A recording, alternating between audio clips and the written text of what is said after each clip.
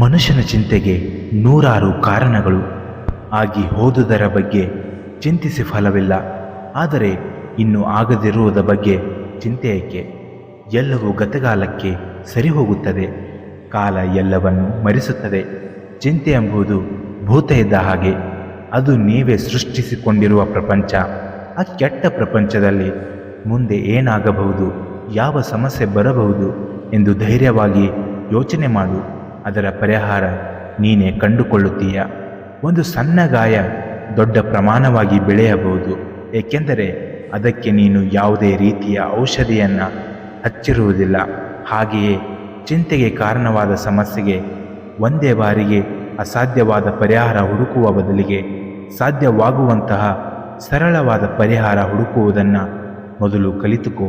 ಅವನು ಏನು ಯೋಚನೆ ಮಾಡ್ತಾ ಇದ್ದಾನೆ, ಯಾರ ಬಗ್ಗೆ ಚಿಂತೆ ಮಾಡ್ತಾ ಇದ್ದಾನೆ ಎಂದು ಯೋಚನೆ ಮಾಡಿ ಚಿಂತೆಯನ್ನು ಹೆಚ್ಚಿಸಿಕೊಳ್ಳಬೇಡ.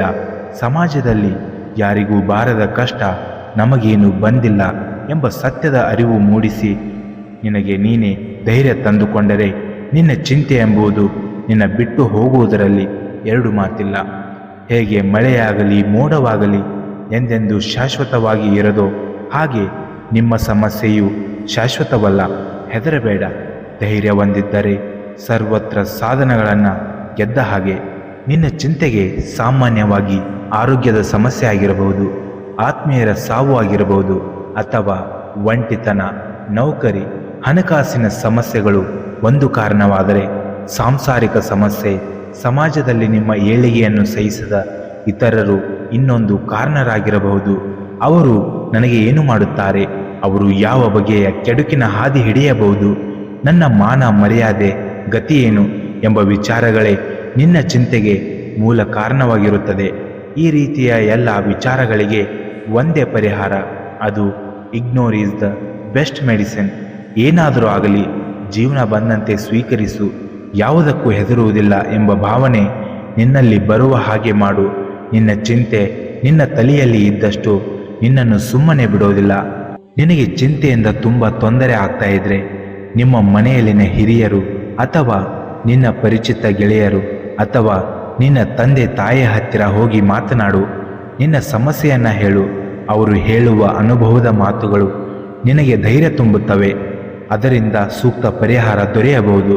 ಕೊನೆಯದಾಗಿ ಒಂದು ಮಾತು ಹೇಳುತ್ತೇನೆ. ಭೂತ ಭವಿಷ್ಯ ಕಾಲದಲ್ಲಿ ಜೀವಿಸುವ ಬದಲಿಗೆ ಎಲ್ಲವನ್ನ ಮರೆತು ವರ್ತಮಾನ ಕಾಲದಲ್ಲಿ ಸಹಜವಾಗಿ ಬದುಕಿರಿ ಎಂದು ಶ್ರೀಕೃಷ್ಣ ಪರಮಾತ್ಮನು ಭಗವದ್ಗೀತೆಯಲ್ಲಿ ಹೇಳಿದ್ದಾನೆ. ಜೀವನ ಶಾಶ್ವತವಲ್ಲ. ಇಂದು ಮಲಗಿ ನಾಳೆ ಏಳುತ್ತೇನೆ ಎಂಬ ಭರವಸೆಯಿಂದ ಮಲಗಬಾರದು. ಏಕೆಂದರೆ ಸಾವು ಯಾವಾಗ ಬೇಕಾದರೂ ಬರಬಹುದು. ಹೀಗಿರುವಾಗ ಯಾರಿಗಾಗಿ ಚಿಂತಿಸಬೇಕು, ಏತಕ್ಕಾಗಿ ಚಿಂತಿಸಬೇಕು? ಒಂದು ದಿನ ನಮ್ಮ ಭಾಗ್ಯದ ಬಾಗಲು ತೆರೆದಿರುತ್ತದೆ. ಇನ್ನಷ್ಟು ಹೆಚ್ಚಿನ ಮೋಟಿವೇಶ್ನಲ್ ವಿಡಿಯೋಗಳಿಗಾಗಿ ನಮ್ಮ ಚಾನೆಲ್ನ ಸಬ್ಸ್ಕ್ರೈಬ್ ಮಾಡಿ. ಧನ್ಯವಾದಗಳು. ಜೈ ಹಿಂದ್, ಜೈ ಕರ್ನಾಟಕ ಮಾತೆ.